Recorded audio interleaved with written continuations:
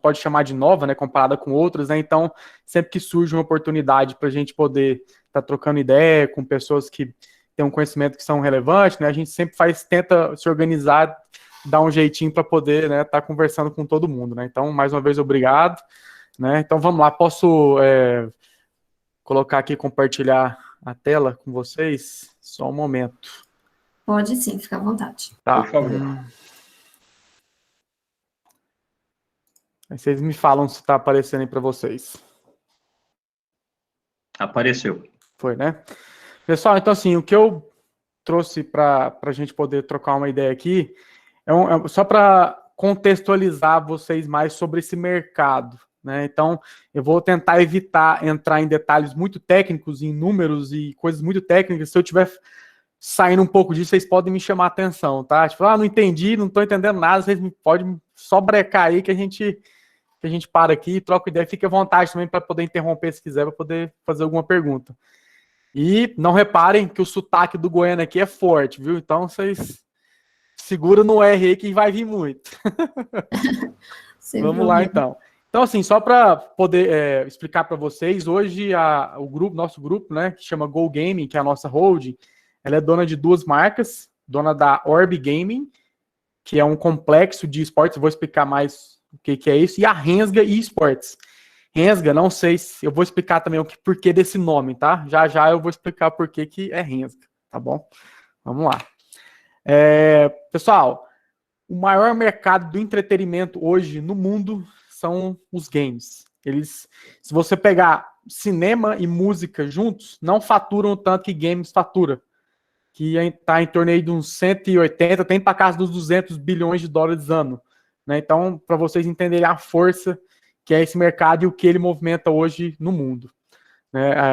E aí, né, é a melhor plataforma para poder se comunicar com o público jovem e nem tão jovem assim, tá? Vou depois mostrar alguns outros números. Aqui eu trouxe mais alguns dados também a nível tanto nacional quanto global também para vocês entenderem de onde que vem, por que vem, né? Todas as projeções. E quando a gente fala em games, eu estou falando de tudo, tá? Do joguinho que a pessoa joga no celular, né? Dos jogos que são disputados competitivamente, enfim, né? Desse mercado como um todo. A gente dividiu um pouquinho aqui em plataformas. Quando eu falo plataforma, o celular, computador, console, né? Jogo no próprio browser assim do PC, né? Então ele está dividido aí. Vocês conseguem perceber o tanto que a força do mobile é grande, né? O mobile hoje ele tem uma barreira de entrada muito fácil para as pessoas, né? Para quem joga, que é difícil ter um computador bom em casa, né? Mas um celular a gente consegue acessar isso muito, então acaba facilitando, né? Esse acesso, né? Então a gente tem aqui os crescimentos de tudo o mercado também está ainda mais agora, né? Como veio a pandemia no ano passado, o que se comenta assim no mercado é que adiantou aí 1 ano e meio mais ou menos assim do que iria vir no futuro, né? Então, porque as pessoas ficam em casa, né? Então tem que consumir alguma coisa, né? Então o jogo acaba facilitando isso de alguma forma, um passatempo ali, né? Aqui de público, a gente está falando aí de no mundo, né? 2,7 bilhões, né, de pessoas, né, 35% da população mundial consome algum tipo de jogo eletrônico, e aqui no Brasil eu estou falando de 1/3 da população que joga um jogo. Então, e aí eu estou falando igual mais uma vez, né, desde o jogo casual, que é o que a pessoa joga no celular, um Candy Crush, alguma coisa assim, até o cara mais hardcore que consome isso o dia todo, né. Então, se você joga algum jogo, por mais casual que ele seja, você é um gamer, tá? Então, a gente tem esses dados aqui que, mais uma vez, o mobile está com um número bem relevante aí para chamar a nossa atenção aí sobre esse mercado, quando a gente fala de games, né? E aí, dentro do mercado de games, que é esse mercado tão vasto, né? Nós temos também um mercado, eu não vou nem chamar de nicho, porque já é bem relevante já, que são os esportes. E o que são os esportes? É uma abreviação eSports, mas ele vem de esportes eletrônicos, né? são nada mais do que competições que são organizadas, a gente tem celebridades, a gente tem campeonatos organizados, premiações, torcida, toda uma estrutura por trás que transformou-se, né, e que virou esse termo, né, de esportes, que começou a ser falado de alguns anos para cá, né, e aí eu estou falando aqui, né, mais alguns números relacionados a público, né. Quando eu falo de esportes, eu estou falando de um público aí de quase 500 milhões de pessoas que acompanham esportes, que vêm jogam ou jogam algum jogo relacionado a isso, né? E no Brasil eu estou falando de em torno de 22 milhões de pessoas que acompanham esportes de alguma forma.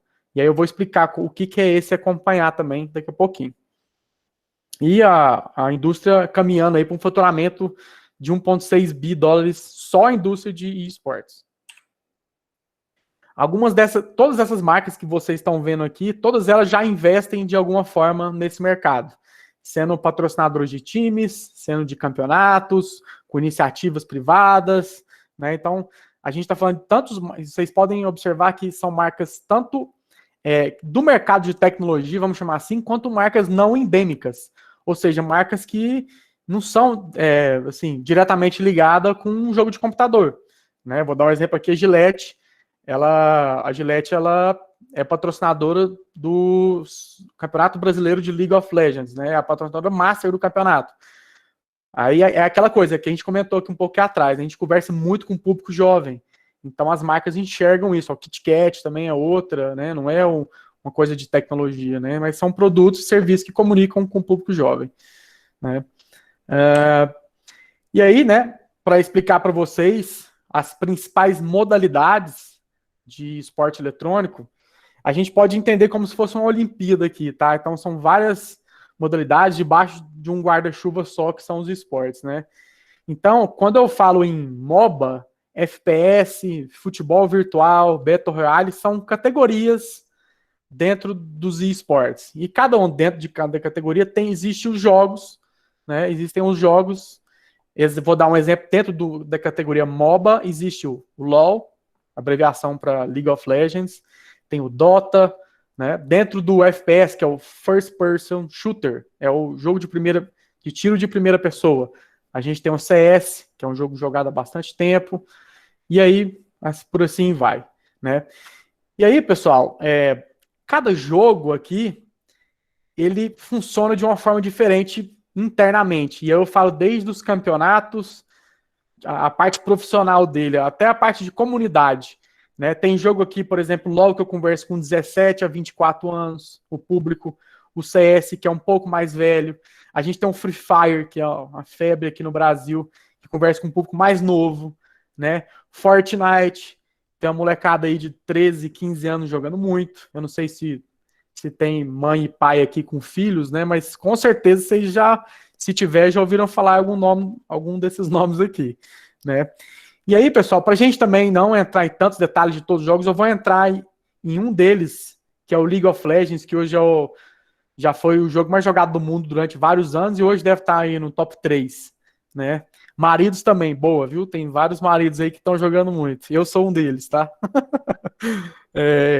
Então eu vou entrar aqui em mais detalhes sobre o League of Legends dentro do Brasil, para vocês. E aí vamos começar a entrar um pouco mais na parte mais técnica, né? Acho que vai começar a ficar um pouco mais contextualizado para vocês aqui. Então vamos lá, falando mais sobre o LoL, tá? O maior deles, né? O LoL, a gente está falando aqui de 74% do público masculino, né? No FPS, que é aquele jogo de tiro, essa média chega a 92%. Então, no LoL, ele desce um pouco mais. E aí tem as classes, né? A idade que eu comentei com vocês, o percentual de pessoas que tem gente que joga, que jogar é diferente de assistir. É igual com futebol, tá? Tem gente que joga pelada lá toda quarta-feira e assiste o Brasileirão aí no final de semana. Mas tem gente que só joga e tem gente que só assiste, né? E aqui eu tô falando dessa galera que joga, 80% deles assistem também os campeonatos. Universitários já formados, 60% desse pessoal, e 52% consideram o LoL como esportes favorito. E aí, pessoal, o LoL, Vamos lá, vou tentar entrar um pouco mais em detalhes. Existe uma empresa que a gente chama de publisher, que é desenvolvedora do jogo. No caso do LoL, ela chama Riot. É uma empresa americana que hoje foi comprada pela Tencent, uma empresa chinesa. A China parece que é dona de tudo, né? Então lá no final sempre a China é dona.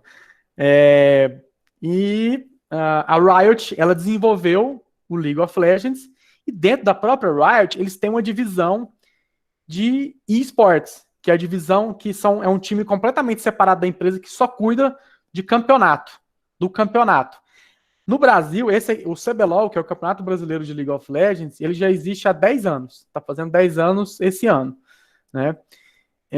E de lá para cá, né, tem uma comparativa aqui de 2015 até ano passado, e aqui em cima de audiência, tá? Então eu tô falando aqui, o Campeonato Brasileiro de League of Legends, todo sábado e domingo é o campeonato principal, horário nobre, ali das 1 às 7 da noite. Ele é transmitido, né, via o YouTube e Twitch. YouTube acho que todos conhecem, Twitch talvez não. Twitch é uma plataforma de stream só de conteúdo ao vivo, né, mais focado em games. Então é transmitido YouTube e Twitch, pega-se ali em torno de 600, 700 mil pessoas únicas, e a gente tem transmissão também na Sport TV, que passa o Sport TV 2 ou 3, também nesse mesmo horário, sábado e domingo, que chega em torno de 300 mil pessoas no canal fechado. Então, estou falando aí em torno de 1 milhão de pessoas por dia, todo sábado e domingo. É um campeonato que acontece como se tem 2 brasileiros durante o ano. A gente tem o que a gente chama de primeira temporada, segunda temporada, e aí tem mundial, enfim. Né, o último mundial que deu para fazer físico, né? Colocaram 100 mil pessoas num estádio. Então, assim, é uma coisa que engaja muito, que tem um público que acompanha, apaixonado. É esportes no final das contas, né? Então, assim, a galera é muito engajada e vive isso o dia todo, né? Então, só para vocês terem ideia, a gente tem uma retenção, né? Tipo, a audiência aqui de 1 milhão e uma retenção de 1 hora aí, desse 1 milhão de pessoas. Então, a gente está falando de um esporte, de uma audiência que só está atrás do brasileiro de futebol. Nem Série B de futebol alcança isso, nem outro esporte alcança isso. Então, a gente está, não ainda, claro, no nível do futebol, que é um esporte de mais de 100 anos, mas é um mercado para se ficar de olho aí e entender o que realmente está acontecendo e saber de todos os movimentos, né? Podem ficar à vontade, tá, pessoal? Se eu estiver falando rápido, se quiser fazer pergunta, Monique, qualquer coisa você me corta aqui, tá bom? Tá, pode deixar, não, mas acho que tá ótima, a apresentação tá ótima até agora. Perfeito, então. Qualquer coisa, só dá o grito. Tá bom, Vamos lá. obrigada. E aí, pessoal, o que aconteceu de 10 anos para cá? Nos Estados Unidos, existe um formato que a gente chama de formato de franquia, que, na verdade, é mais conhecido nos Estados Unidos, porque a NFL, NBA, os campeonatos nos Estados Unidos, eles são assim. O que é o formato de franquia? Porque antigamente o CBLOL, que é o Campeonato Brasileiro de League of Legends, e vários, na verdade, todos os outros, né, até o próprio futebol, ele tem aquele modelo de o último da Série A cai para a Série B, o primeiro da Série B sobe para a Série A, né? Então existe esse modelo que nós somos acostumados com ele. E o que aconteceu? Nos Estados Unidos é um formato diferente, e esse ano de 2020 para 2021 foi implementado esse modelo de franquia, que é o quê? O campeonato, o CBLOL, é uma entidade, né? Ele criou-se uma concorrência onde vários times e organizações e empresas entraram nessa concorrência para poder disputar um lugar fixo no campeonato.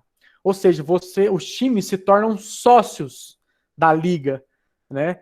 E por se tornar sócio, você nunca mais cai de divisão. Você sempre está nessa divisão, né?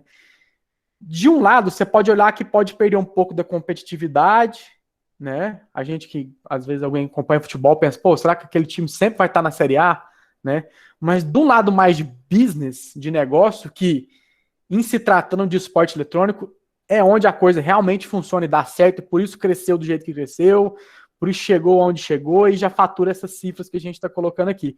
Porque, no final das contas, são empresas, são CNPJs que estão atrás e elas precisam pagar suas contas e tem que ter lucro. Então, assim, é por isso que funciona, né, e esportes. Então, desse lado de business, faz muito sentido o modelo virar para franquia?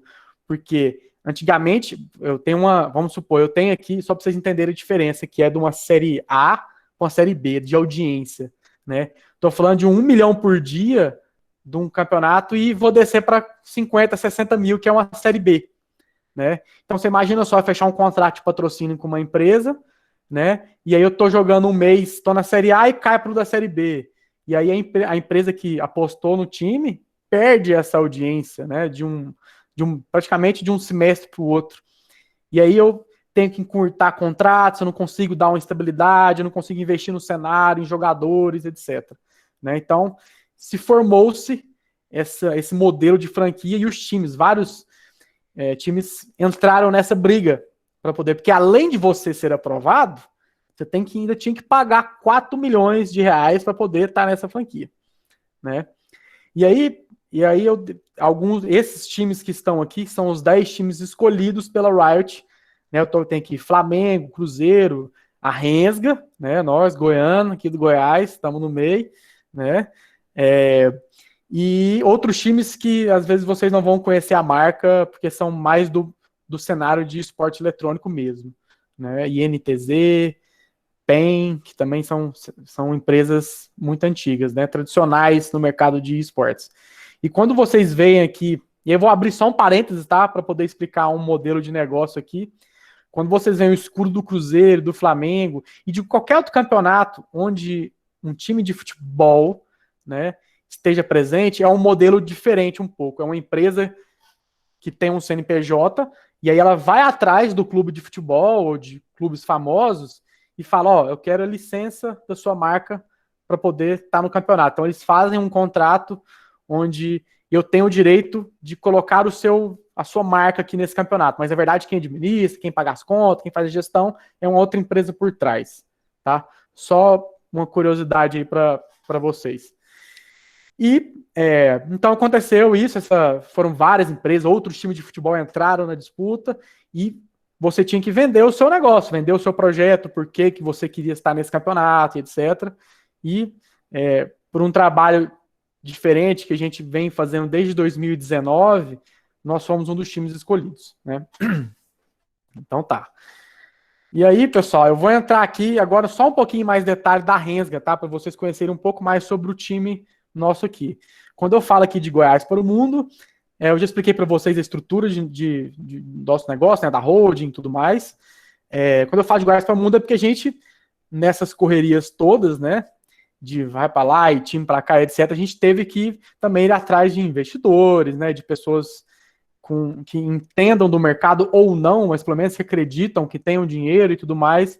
Então a gente formou a nossa holding, que é uma SA. Hoje a gente tem investidores do Brasil todo, inclusive um dos nossos investidores aí, que é um pouco mais conhecido no mercado de negócio, é o João Paulo Diniz, né, que é da família Diniz e tal. Ele é um dos nossos sócios aqui nesse projeto, na Hold. E aí, pessoal, só para vocês conhecerem, Rensga é uma expressão daqui de Goiás. Em vez de você falar, desculpa o linguajar, tá? Em vez de você falar puta que pariu, você pode falar Rensga. Você fala Rensga, né? E por que a gente quis ir para esse lado, pessoal? Vou até voltar um pouquinho aqui para vocês verem os times. Fúria, Flamengo, INTZ, PEN, Red Kennedy, Vorax, Loud, são todos nomes em inglês, assim, que não tem muito um significado. Tem um significado para eles, cara, sem tirar o mérito dos times, né? Mas a gente entende na descentralização dos esportes. Muita coisa hoje acontece em São Paulo, capital. Nem no Rio de Janeiro acontece direito, né? Que são grandes centros, ou BH, né?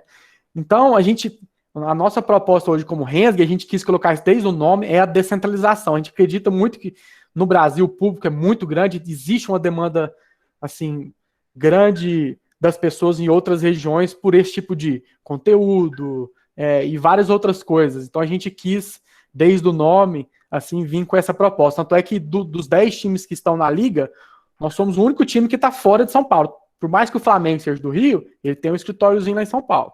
A gente não, a gente está aqui em Goiás, Goiânia. Então a gente fomenta isso de alguma forma, né? Eu estando aqui com vocês e conversando, a gente faz questão de poder contar esse caos nosso, né? para poder explicar que é importante. Isso acho que qualquer área, na verdade, né? É importante se você centraliza demais uma informação, alguma coisa, fica restrito àquelas pessoas, né? E às vezes o cenário que você gostaria, o negócio que você gostaria, ele não se expande da forma, não traz mais pessoas boas para o negócio, enfim. Né? Então, por isso que a gente gosta muito de contar isso, explicar o porquê que nosso trabalho é em cima disso. Né? E aí eu vou abrir mais um parênteses. A nossa comunicação, não sei quem tem Twitter ou Instagram, nosso Twitter e Instagram da Rensga é Rensga Esports, tá? Se alguém quiser seguir. E a gente se comunica de um jeito bem diferente nas redes sociais também. Né? E isso chama a atenção do público em geral. Eu vou contar um caos para vocês aqui, tá? Rapidinho. Mais um caos aqui, que nós é cheio dos caos. Só para vocês entenderem. O Flamengo, em 2019, eles ganharam o Campeonato Brasileiro de League of Legends e foram disputar o Mundial na Espanha, em Madrid. E aí, Flamengo no Mundial é o Brasil no Mundial. Aí os times quiseram apoiar o Flamengo. Falou, empresta o meu técnico. Não, toma aqui. E os times começaram a se... E o que a Rensga fez? A gente mandou pamonha para os caras lá em Madrid. Né? A gente pegou pamonha, uma comida típica aqui de Goiânia, né? E falou, vamos mandar pamonha para os caras. Então, assim, isso bombou nas redes sociais, todo mundo achou engraçado, né? Então, existem várias ações que a gente faz, o jeito que a gente se comunica, né? O jeito que a gente escreve, e tudo assim é para justamente... e a gente usa muito esse cowboy, né? Que é o chapéu e tudo mais, porque tem o cowboy sertanejo, mas tem cowboy em qualquer lugar do Brasil, né? Então, é o interior, né? Vamos chamar assim. Então, a gente gosta, assim, né? Tem orgulho de poder trazer isso para as pessoas, né? Principalmente sair um pouco, assim, da mesma coisa. Então, por isso que a gente faz várias ações diferentes, assim, no mercado. E entrando só um pouquinho aqui também, para mostrar para vocês sobre a Orb, tô lendo aqui os comentários. A Orb é um complexo, né, de esportes, um complexo físico, né? Infelizmente, a gente está com várias restrições por causa da pandemia, mas é um lugar de experiência com várias pessoas juntas, né? Aqui algumas fotos aqui do local, né? A gente tem uma arena, a gente tem que dá para fazer campeonatos, telão, um bar, né? Uma arquibancada, cabine de transmissão, tem várias coisas para trazer experiência para esse pessoal. E a gente fez questão, mais uma vez, de estar num lugar fora de São Paulo. Porque as pessoas, quando... Tipo, essas iniciativas, essas coisas, sempre acontecem em São Paulo. Aí fica todo mundo aqui, né, com vontade de ir lá gastar o seu dinheiro lá em São Paulo, em vez de gastar aqui, em vez de gastar em outro lugar. Então a gente fez questão, né, de investir, de correr atrás, de fazer isso acontecer aqui em Goiânia e também com projetos para poder expandir para outras regiões, Tocantins, né, enfim, Mato Grosso, outras regiões também que tem muito público, mas não tem nada acontecendo nessas regiões. Então, essa é a Orb Gaming, né, que inclusive a Rensga treina aqui, né, o CT, o Centro de Treinamento da Rensga aqui. E aí, encerrando aqui essa apresentação, e depois eu vou entrar em mais detalhes aqui sobre a Rensga para vocês, que eu acho que pode ser um tema bom para discutir.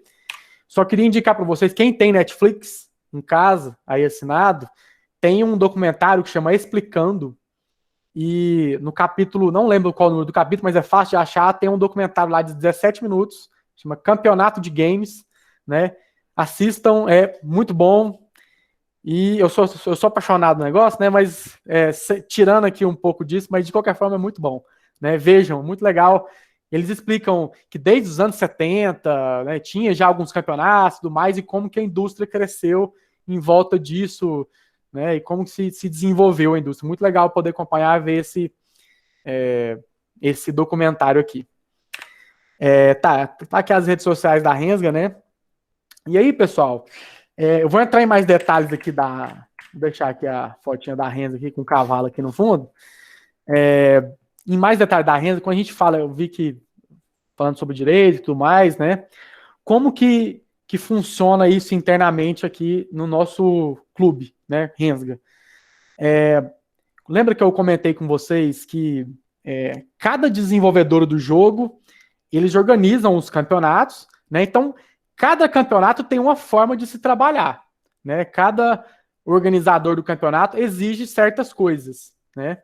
E aí, No CBLOL, que é onde a gente participa, né, que é esse Campeonato Brasileiro de League of Legends, existem algumas exigências, existe até piso salarial, né, para os atletas. A gente, inclusive, trata os jogadores como atletas, né? Então, quando eu falar atleta, estou me referindo aos jogadores aqui da Rensga.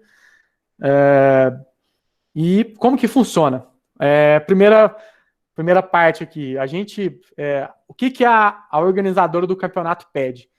Que pelo menos exista um vínculo entre essa pessoa e a empresa, ou a empresa dela e a sua empresa. O vínculo ele tem que existir, né? Num contrato, a empresa fica livre para poder decidir como esse vínculo tem que ser feito, né? As regras do jogo, que assim, o bom de não ter federações e confederações e associações é isso. Tipo assim, o dono do jogo é uma empresa privada, é ela que manda na porra toda, né? Então assim, ela que vai escolher o jeito que tem que ser e é isso, né? Achou ruim, tem que achar ruim. Ela é dona do jogo, a propriedade intelectual é dela e ela faz o que ela quiser com esse jogo, né? Então, eles pedem esse vínculo. Só que o que acontece? Como o cenário ele já vem se desenvolvendo de um tempo para cá, né? Nós aqui da Rensga, e a gente acredita que vários outros clubes que também estão disputando esse mesmo campeonato devem seguir um pouco dessa regra, né? Hoje a gente contrata eles CLT, Lei Pelé, da mesma forma que são jogadores de futebol. E aí, CLT, Lei Pelé, ela tem várias nuances ali relacionadas à Lei Pelé, né? Tipo, dia de jogo, por exemplo, é considerado uma concentração, não entra como hora de trabalho, né? Então tem vários detalhes que eu também não vou saber todos aqui, né? Deixo para minha assessoria jurídica em todos os detalhes aqui, mas eu lembro de algumas coisas, até porque eu também tenho que discutir isso com alguns atletas e pessoas da comissão técnica, né? Então, só para você entender mais uma estrutura também relacionada a isso. Hoje, a Rensga, no CBLOL, a gente tem 17 pessoas envolvidas diretamente com o time, e eu estou falando desde jogadores, analistas, treinadores, scout, né? Scout é o olheiro. A gente tem olheiro também, um manager, né? Que é meio que o gerente ali dos atletas. Que mais? A gente também tem a equipe de profissionais terceirizados que nos atendem, fisioterapia, psicólogo, nutricionista. No final das contas, o eSports é um esporte de alto rendimento. Então, eu preciso que o meu jogador esteja assim, sem preocupar com nada, né? Para poder ir lá e desempenhar bem. Então, ele tem que estar com um problema de fisioterapia, por exemplo, sempre estando de olho, com a fisioterapeuta olhando ver se não está tendo ler, se a postura dele sentada na cadeira tá certa, se a cadeira é boa, e aquela coisa toda, né? Nutricionista, a mesma coisa, né? Tipo, ele tem que ser, em época de campeonato, todo mundo tem que seguir uma dieta, isso tem que ser monitorado, né? E isso tudo para no dia do jogo, né? Ele tá bem para poder jogar. E psicólogo, não precisa nem falar, porque assim, como a gente está lidando com pessoas aí eu tô falando, os jogadores profissionais, eles têm ali em torno de, vamos lá, 19, 22, 23 anos, né? É uma molecada ainda que, tipo, só viveu isso a vida deles inteira, né? Então, assim, tem muitas situações e como a gente está falando de um lugar onde tem 1 milhão de pessoas te vendo jogar, né? Isso também acaba afetando mentalmente eles de alguma forma. O cara não vai bem, faz alguma coisa errada, né? E vem a internet inteira lá, então ele tem que estar preparado bem para isso. Então, assim, inclusive nas boas situações também, o cara lá joga bem, vem todo mundo, infla seu ego lá nas alturas e também o cara vai entrar pro próximo jogo achando que é o bonzão e toma porrada, né? É idêntico a qualquer outro esporte, né? Assim, bem parecido, porque a gente tá falando de esporte da mente, vamos dizer assim, mas tem reflexo, os meninos suam durante a partida porque ficam nervosos, enfim, tem uma série de situações que a gente poderia aqui estar falando com vocês aqui de várias coisas que ainda tem gente que não considera o esporte eletrônico como um esporte, e respeito a opinião, só não concordo de jeito nenhum, né? Mas a gente tem várias provas aqui de coisas que realmente tornam esse esporte, né? Que mais, hein? Que eu posso falar? Se alguém tiver alguma dúvida, pode falar, mas acho que assim, é bem por aí, sabe? A nossa caminhada aí. Oi, Djari. Não, nossa, tá ótima a apresentação. Até, professor, estou tomando sua frente aqui. Se o senhor quiser falar, eu já só vou fazer o detalhe, mas o Djari acho que até já introduziu muitas das nossas dúvidas, né? E até respostas até para algumas dúvidas que a gente tem. A apresentação foi ótima.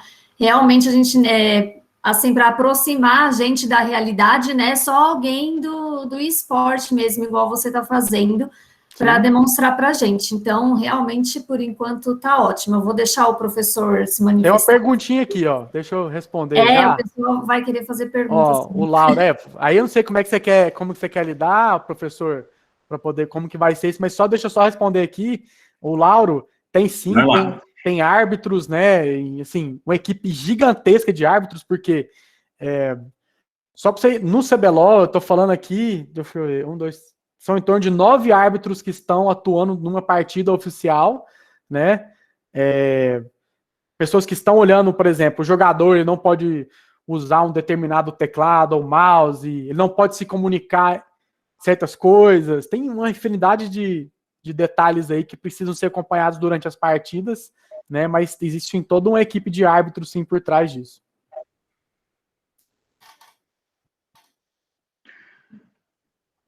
Jari, me permita fazer uma pergunta enquanto o pessoal aqui coloca no chat. Se não quiserem colocar no chat, daqui a pouco eu abro o microfone também, viu? Para quem quiser perguntar.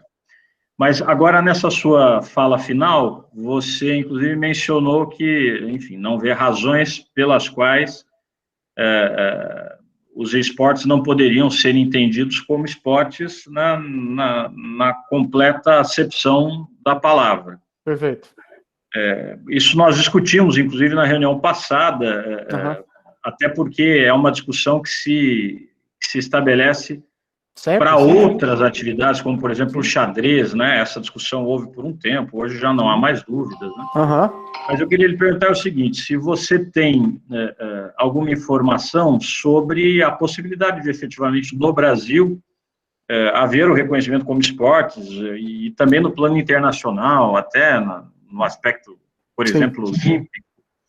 E, em segundo lugar, se você, ou se o setor considera as consequências legais disso, por exemplo, a aplicação da Lei Pelé para os cyberatletas e tudo o que fica nisso envolvido em termos de possibilidades e em termos de limitações também. Sim. É isso que eu queria ouvir de você, se você puder.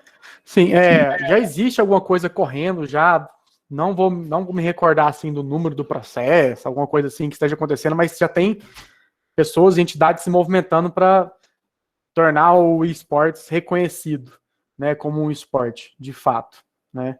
Eu posso depois pesquisar, olhar aqui qual que é não sei o nome disso, mas enfim, tá acontecendo, tá tramitando alguma coisa ali para poder transformar isso, né?